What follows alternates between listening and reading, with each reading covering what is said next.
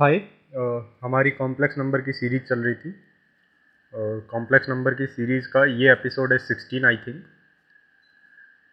सो पिछले एपिसोड में हमने ट्रायंगुलर इनइक्वलिटी के बारे में बात करी थी और उस पर एक आधा क्वेश्चन भी किया था एंड डी मोरियस हमारा रह गया था। सो आज हम लोग ट्रायंगुलर इनइक्वलिटी के कुछ क्वेश्चंस एंड डी मोरियस थ्योरम को कंप्लीट करेंगे। सो सबसे पहला हमें क्वेश्चन दे रखा है Z1 and Z2 two complex number satisfying mode of Z1 is equal to 9 and दूसरा हमें दे रखा है mode of Z2 minus 3 minus 4 iota mode close which is equal to 4, then we have to find the minimum value of Z1 minus Z2 का mode। ये अपना 2K19 में आया था। तो क्वेश्चन में हमें दे रखा है कि मिनिमम वैल्यू फाइंड करनी है mode of Z1 minus Z2 के मोड की।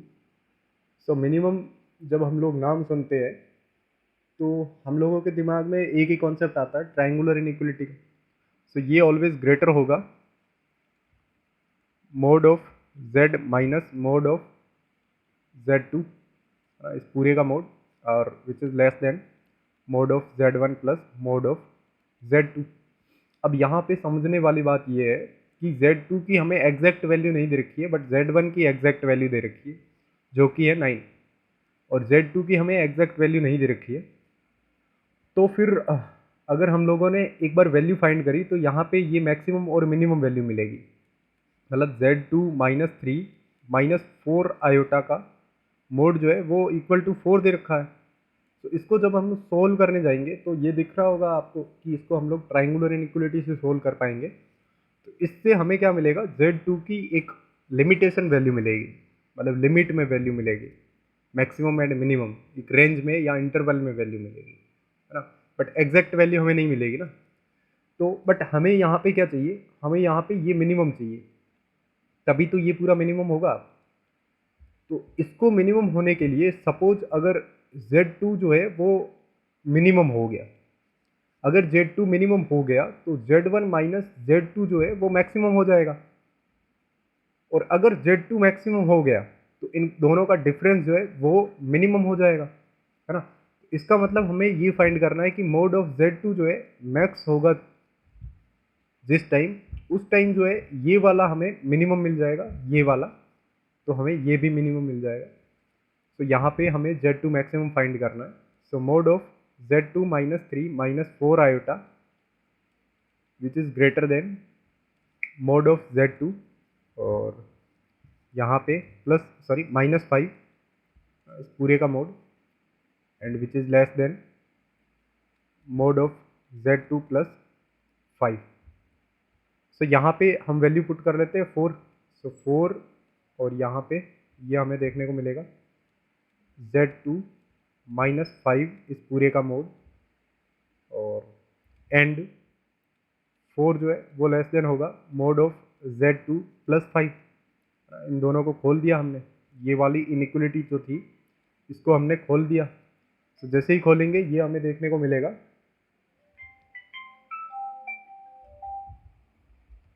यस। सो फिर हम लोग लेफ्ट हैंड साइड वाली को खोल देते हैं।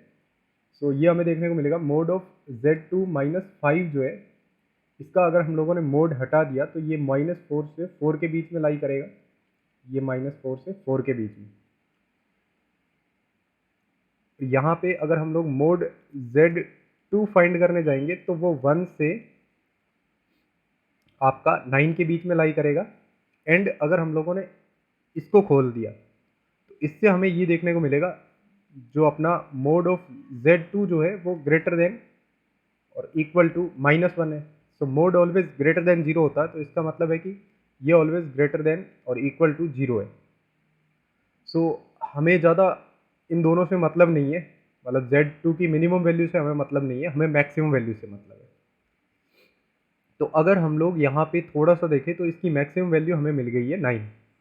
सो 9 को अगर हम लोग यहाँ पे पुट करेंगे तो Z1 तो हमें 9 है, सो 9 माइनस 9 0, मतलब ये जो है ये क्वांटिटी Z1 माइनस Z2 के मोड की जो क्वांटिटी है वो 0 से बड़ी होगी, लेस देन चाहे किसी से भी हो, उससे हमें मतलब नहीं है। क्योंकि हमें वो वैल्यू पूछी नहीं है क्वेश्चन में, तो हमें जितना क्वेश्चन में पूछा गया है वही हम लोग निकालेंगे। तो इसकी मिनिमम वैल्यू जो है ना वो 0 मिल गई। तो ऑप्शन ए जो है वो हमारा करेक्ट हो जाएगा।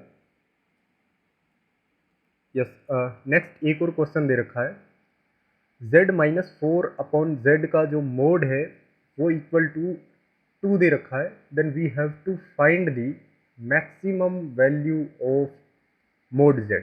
ये काफ़ी अच्छा खासा क्वेश्चन है, तो इसको एक बार सोल्व करना शुरू करते हैं। तो हमें पता है कि कोई भी साइड जो होती है ट्राइंगल की वो ऑलवेज ग्रेटर होती है दो साइड के डिफरेंस से, तो ये डिफरेंस हमने कर दिया, और लेस होती है दो साइड के सम से, तो हमने ये वाला भी कॉन्सेप्ट यूज कर लिया। तो ये हमारा ट्राइंगुलर इनइक्वलिटी का कॉन्सेप्ट बन गया।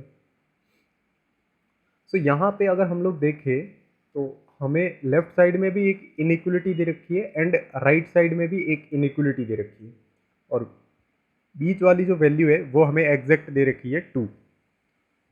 तो ऐसी इनइक्वलिटी पिछले क्वेश्चन में भी बनी थी जिसको हम लोगों ने एंड ऑपरेशन से खोल दिया था, तो हम लोग इसको भी एंड ऑपरेशन से अलग अलग कर सकते हैं।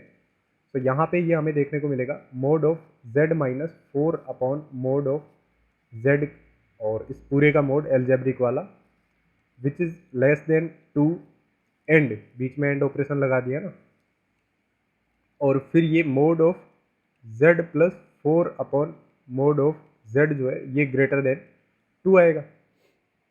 अब यहाँ पे हम लोग थोड़ा सा ये कर लेते हैं, मोड ऑफ z को जो है वो हम t एज्यूम कर लेते हैं।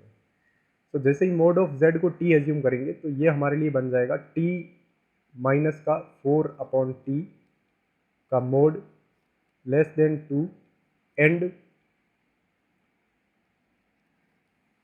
t प्लस 4/t जो है ये ग्रेटर देन होगा 2, है ना। तो यहाँ पे ये वाली थोड़ी मोड वगैरह खोलेंगे तो शायद लंबी जाएगी, तो इसको हम लोग सोल्व कर लेते हैं राइट साइड वाली को। तो जैसे ही इसको सोल्व करेंगे तो यहाँ पे हमें देखने को मिलेगा 2t is less then t² + 4, और ये जीरो यहाँ पे रहने दो। तो t² माइनस 2t प्लस 4 जो है वो ऑलवेज ग्रेटर देन 0 है। तो यहाँ पे हमें इनइक्वलिटी या फिर इंटरवल फाइंड करना है। तो इंटरवल के लिए हमें इसके रूट्स चाहिए या फैक्टर चाहिए। तो रूट्स अगर हम लोग देखने जाएंगे तो इसका d जो है वो नेगेटिव है। तो अगर d नेगेटिव है तो हमें ये चेक करना होगा कि क्या ये ऑलवेज पॉजिटिव रहेगा या ऑलवेज नेगेटिव रहेगा। तो हमारे लिए ये क्वाड्रेटिक एक्सप्रेशन बन गया। तो क्वाड्रेटिक एक्सप्रेशन का ग्राफ हमें बनाना आना चाहिए। तो यहाँ पे t² का कोफिशिएंट जो है वो पॉजिटिव है, तो इसका मतलब है कि ग्राफ जो है वो ऐसा ऊपर की ओर खुलेगा, और d नेगेटिव है, इसका मतलब है कि ग्राफ जो है नीचे x एक्सिस को कभी कट नहीं करेगा, ना ही टच करेगा। तो इसका मतलब हुआ कि ग्राफ जो है वो ऑलवेज x एक्सिस के ऊपर रहेगा। तो कोई भी फंक्शन जिसका ग्राफ अगर x एक्सिस के ऊपर है तो इसका मतलब है कि वो फंक्शन आउटपुट में ऑलवेज वैल्यू जो है वो पॉजिटिव देगा, चाहे आप उसमें x की वैल्यू कुछ भी डाल दो। तो यहाँ पे हमें ये देखने को मिल गया कि ये जो एक्सप्रेशन है ये पूरा का पूरा हमें पॉजिटिव वैल्यू देगा। इसका मतलब है कि ग्रेटर देन और इक्वल टू 0 देगा, चाहे t आप कुछ भी रख दो। सो t बिलोंग्स टू r आ जाएगा इसके लिए। सो यहाँ बीच में एक लाइन बना लेते हैं। नाउ हमें ये फाइंड करना है। सो t माइनस 4/t जो है ये -2 से 2 के बीच में लाई करेगा, और इन्हीं के इक्वल भी हो सकता है। तो यहाँ पे भी अगेन दो आपकी इनइक्वलिटीज बन गई, इनको हम लोग एंड ऑपरेशन से खोल के सोल्व कर सकते हैं। यहाँ पे हमारे लिए ये बन जाएगा, इसके बीच में एंड ऑपरेशन लगाएंगे एंड इनके बीच में एंड ऑपरेशन लगाएंगे। तो ये बन जाएगा -2 is less then t² minus का 4/t, एंड यहाँ पे हमने एंड ऑपरेशन लगा दिया। तो t² माइनस का 4/t जो है वो लेस देन 2 आ जाएगा, है ना। एंड ऑपरेशन से हमने इसको खोल दिया। तो यहाँ पे इसको थोड़ा सा क्वाड्रेटिक सिंप्लीफिकेशन कर लेते हैं। तो 0 से ग्रेटर होगा t² प्लस का 2t माइनस का 4। तो यहाँ पे इसके फैक्टर बना लेते हैं, उससे पहले हमें इसके रूट्स फाइंड करने पड़ेंगे। तो रूट्स हमें देखने को मिल रहे हैं -1 ± √5। तो इसके फैक्टर हो जाएंगे t+1 minus √5 and t+1 plus √5, ये इसके फैक्टर हमें देखने को मिल गए, which is always greater than और इक्वल टू 0। और इसको भी हम लोग फर्दर थोड़ा सा सोल्व कर लेते हैं। सो ये हमें देखने को मिलेगा t² माइनस का 2t माइनस का 4 जो है वो ऑलवेज लेस देन और इक्वल टू 0 रहेगा, और इसके फैक्टर हमें देखने को मिल जाएंगे t+1 माइनस का √5 एंड t+1 प्लस का √5, ये ऑलवेज लेस देन और इक्वल टू 0 आना चाहिए। ये क्वांटिटी लेस देन और इक्वल टू 0 आनी चाहिए। तो यहाँ पे हम लोग नंबर लाइन ड्रॉ कर लेते हैं। तो जैसे ही नंबर लाइन ड्रॉ करेंगे, इसके हम लोग निकाल लेते हैं, तो -1 माइनस √5 जो है वो यहाँ पे आएगा, एंड -1 प्लस √5 जो है वो यहाँ पे आएगा।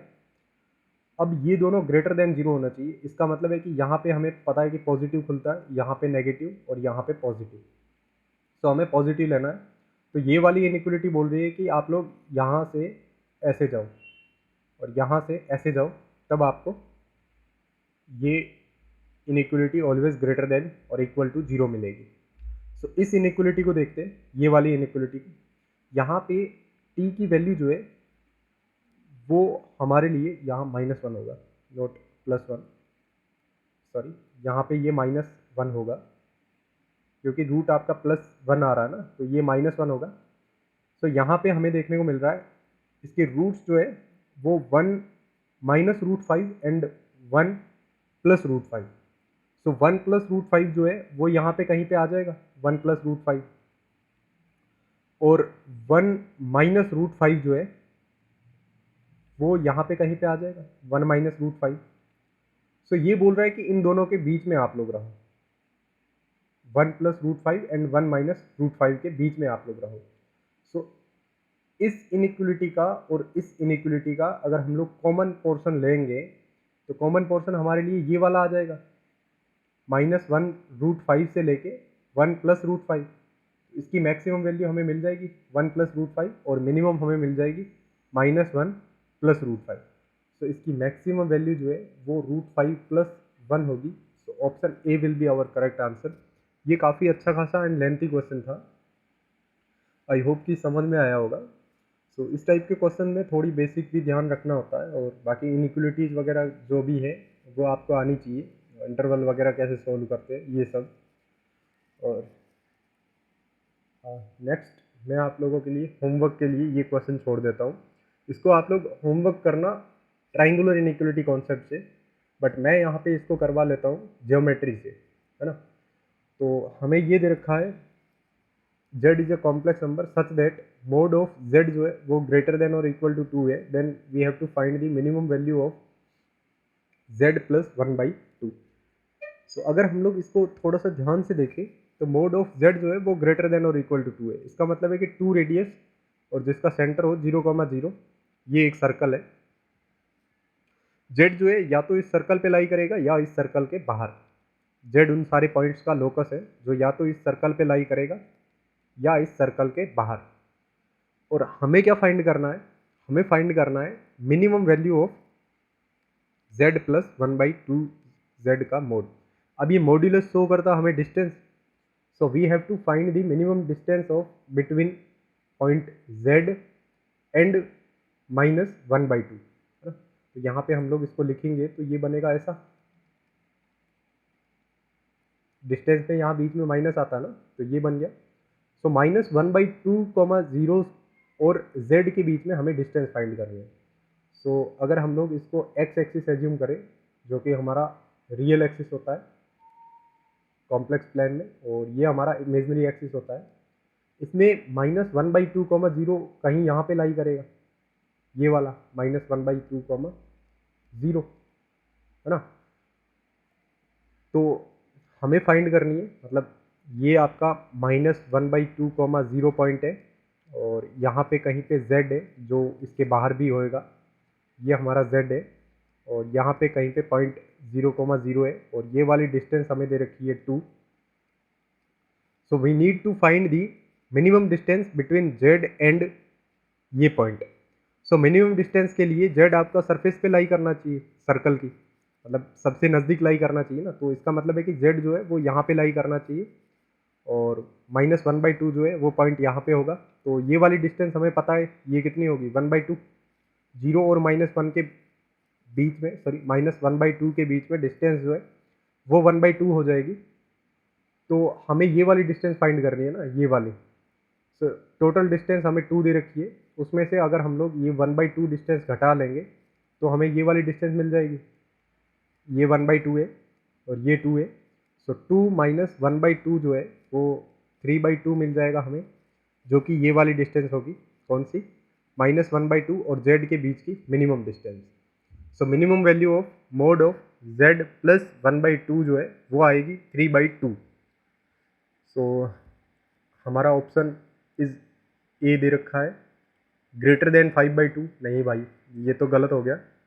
Greater than 3/2 is and less than 5/2 नहीं यार, एग्जैक्ट वैल्यू मिली है ना हमें, एग्जैक्ट वैल्यू मिल गई, मिनिमम वैल्यू तो एग्जैक्ट मिल गई ना, इंटरवल में थोड़ी ना मिली है। तो ऑप्शन बी भी हमारा इनकरेक्ट हो जाएगा। इक्वल टू 5/2 नहीं नहीं नहीं, इक्वल टू 5/2 कहाँ दिख रही है, 3/2 दिख रही है। Lies in the interval 1,2। अब 3/2 होता है 1.5, जो कि इंटरवल 1 और 2 के बीच में लाई करता है। तो ऑप्शन जो 4 है वो हमारा करेक्ट होगा। और आपके लिए होमवर्क ये है, you have to solve this question by using